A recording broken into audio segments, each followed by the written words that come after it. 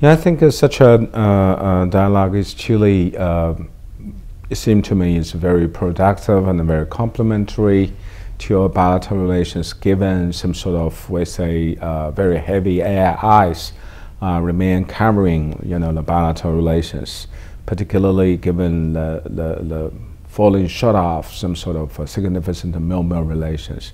So our channel could not just rounding up very excellent people from each country, but we can put them into a very honestly, firmly, some sort of in-person contact. So such a contact not just happening through our channel between the two military people, but also we have a very good composition of the delegations from either side. Military people, international maritime lawyer, and security expert. Such a composition is truly enabled us to have a very thoughtful, candid, and of course a very, we say, proactive, discussion of issues and concerns.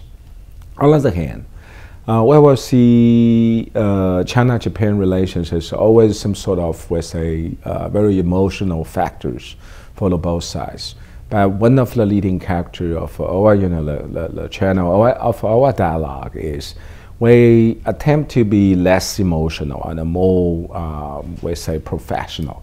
So then, whenever just how say mod in some sort of such a political exchange of the files, we also hate just how say complaining a lot to each other. So then, our dialogue goes very, very professional and technical.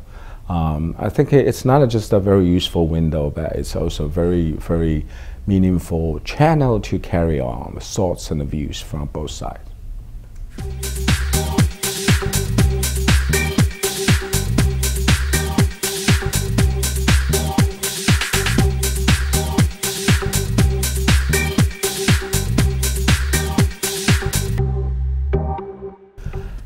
Yes, in the past 1.5 years, we picked up a lot of issues and just dig very deeper among them. So then our discussion covered, for example, how the military jet fighters could keep the safety distance in the air, whatever they posture themselves.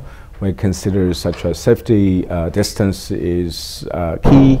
Elements should be always being, in mind for both pilots. So there's such a, we say, safety distance and how they can measure it and measurable. We say it's also on a very intense discussion. Then we also, for example, exploring some sort of, we say, in-air communication system. What kind of the channel should be open, in what language, some sort of a message could be deliverable and receivable on either side. Then we're also very seriously looking at, for example, such a male-male relations, and the hotline should be set, not just in the air pilots, but also should be, just done between the two, the militaries.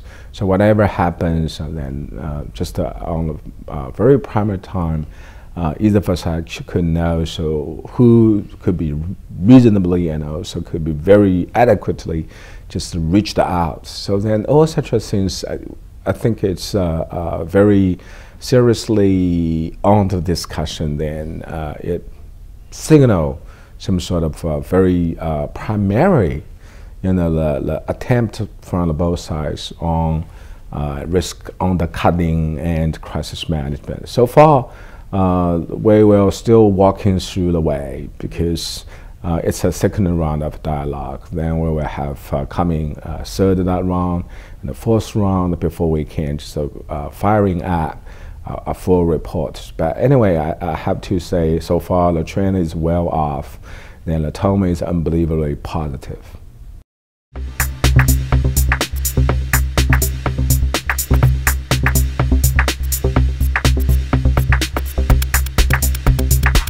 Yes, I think it's a very challenging question.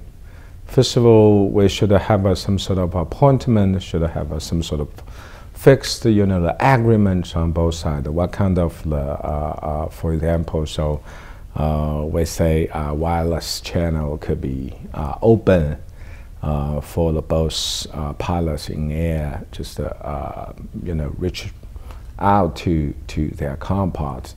So it will be some sort of, we say, a very agreed, the design, the setting.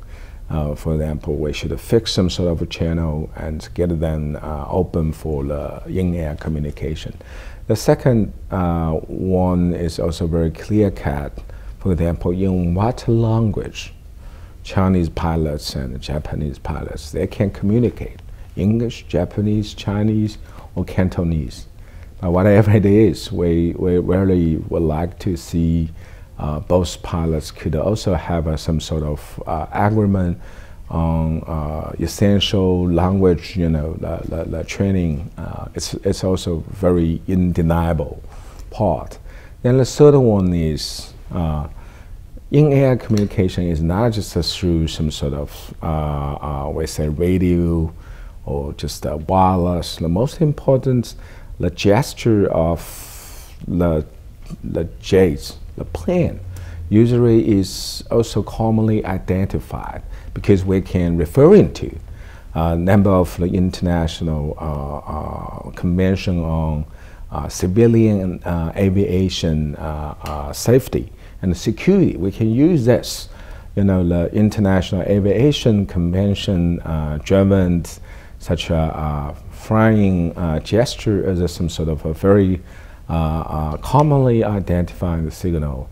And it also could be easily received in the air. So all such things we need to lay out at the table and make the both military and both government to examine. So our work is just not just to pick up something. We should also get them well weighed, well discussed, and well balanced, and make them easy to fit on both sides.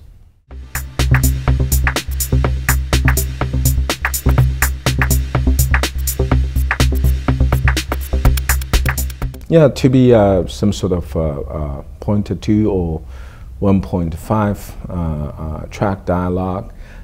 First of all, we will still got very happily and very presently get the support and help from the both governments.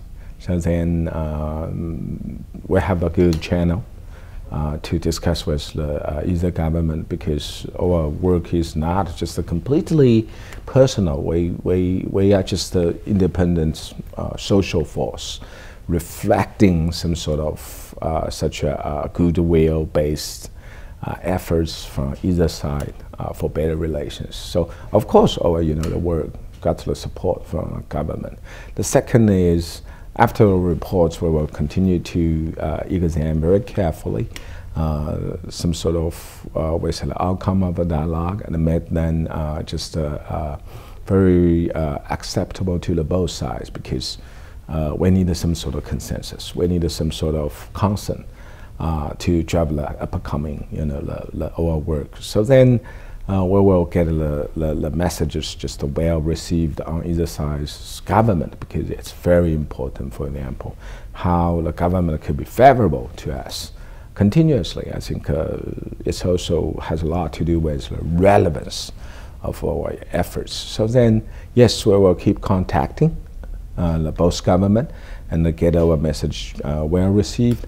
But it's just one part of the story. The other part of the story is it's just some sort of, we say, track 2 dialogue. So we don't want to completely depend on the government views or government's instruction. So to be a serious scholar, I think that both Han Yu-san and me, we also highly appreciate some sort of creature or some sort of relative independence, and or some sort of original, the thoughts and the judgment. So then, on the one hand, we were working with the government, but on the other hand, we should also always projecting our own thoughts and views.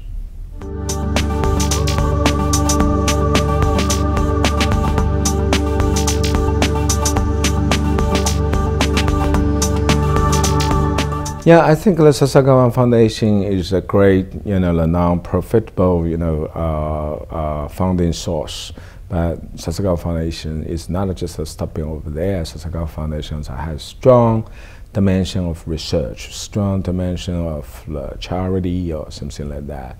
So that's why I think the admiration to the Sasakawa Foundation it is real, genuine social force.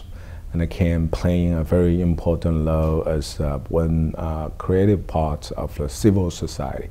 So that's why every time coming and working together with Sasakawa Foundation, it's always very pleasing for me.